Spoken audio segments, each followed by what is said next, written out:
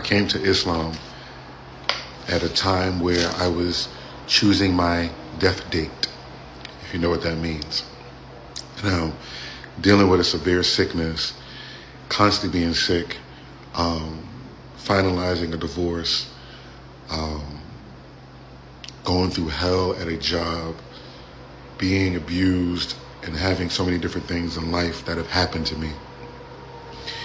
And I want to tell you this, there's a brother that I watched for weeks, Maliki Click. I'm going to add him to this video or tag him to this video because he's the one that gave me my shahada. And I was going through a hard time. I literally, that day, was going to terminate my life.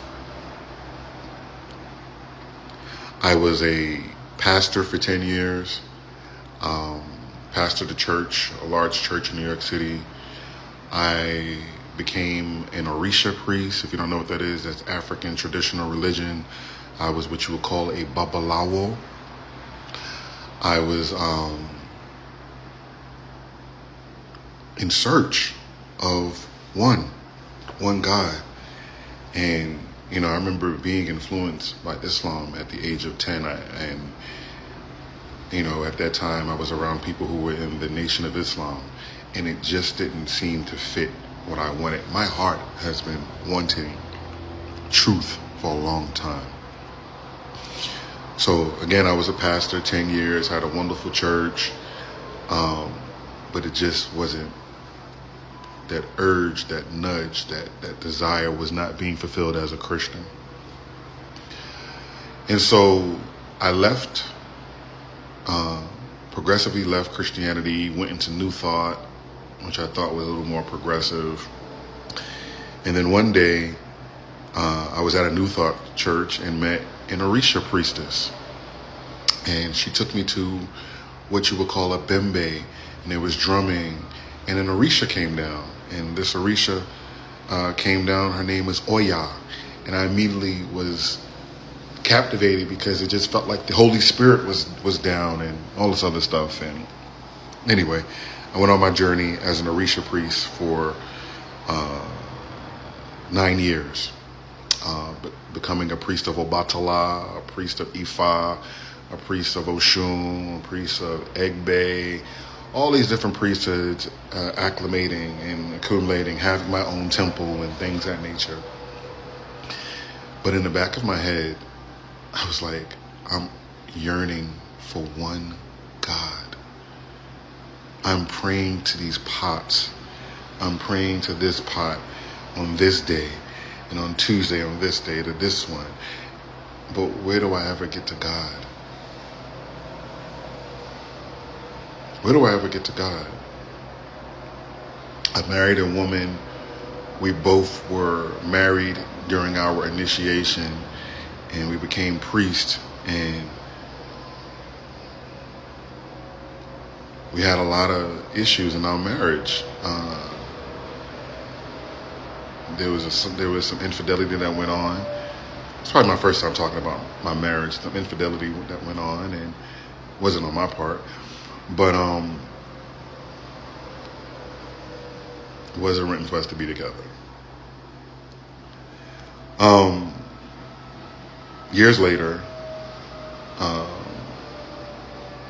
what really set me off to leave the Orisha system was I had a young lady who I called my daughter. And if you see videos, I was flying out to San Francisco and old videos, and she had cancer. And through these babalaos, they kept lying to her and telling her that if she gets an initiation, she's going to be guaranteed to save her life from stage 4 cancer. Her mother died from cancer. Her grandmother died from the same cancer. And our falling out was because I told her, you're not going to make it. She was lied to. And it really broke my heart because she literally spent almost $100,000 trying to save her life.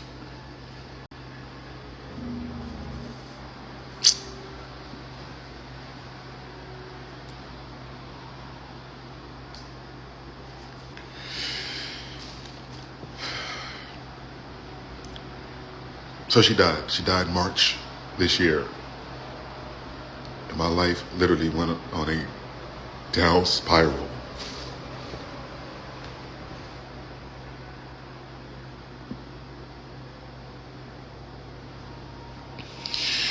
Because she was 34 years old, and she didn't have to exhaust all her money for lies that had no guarantee. And so, as I got sick this year and was in the hospital and my illness reached extremis, I began to go through TikTok.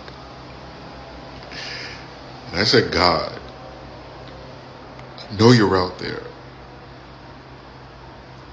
I'm tired of praying to pots. I'm tired of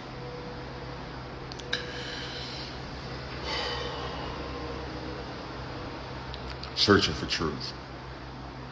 Reveal yourself to me. And I had these whispers. Allah. I had these whispers. Islam. Because Islam is strict. It's extremists. They're crazy. They're Looney Tunes. They're mean people. They don't like anybody. So I ran into Maliki Click videos. I saw Amina's video on Tahajjud. And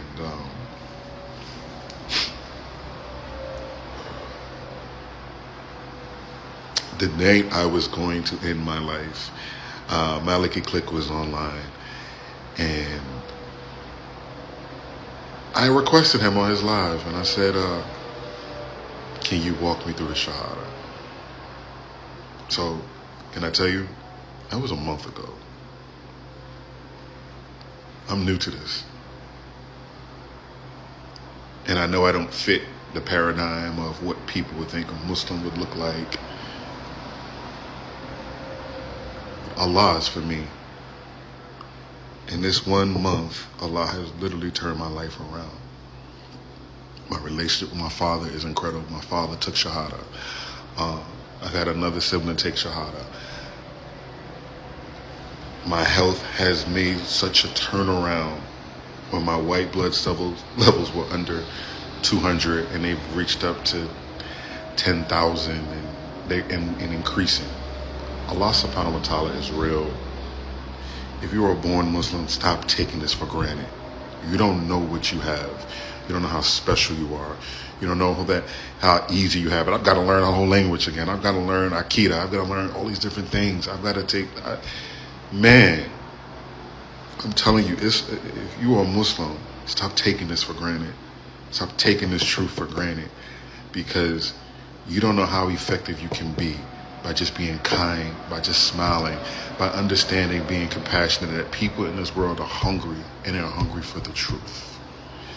So don't take this for granted, that what you've got, because you don't know how much you could save somebody else's life.